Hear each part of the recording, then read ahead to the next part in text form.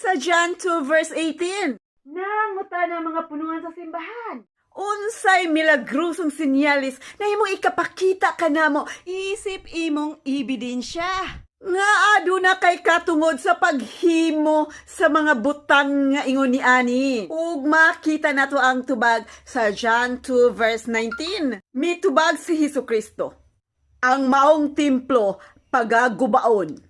Og ipatindog ko pagbalik sa tulo ka adlaw lamang. Ug sa John chapter 2 verse 20, makita nato ang tubag sa kapunuan sa simbahan nga miingon. 46 years na mo nga gipatindog ang maong simbahan nga ikaw kuhaon lamang nimo sa tulo ka adlaw.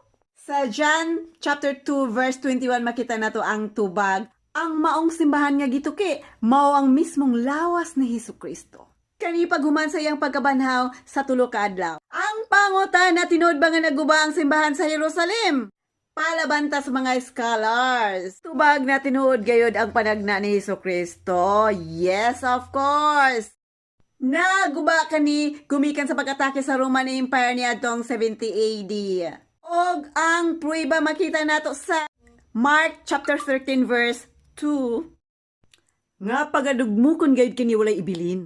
Nakasulat, hinagiban, pulong sa Dios.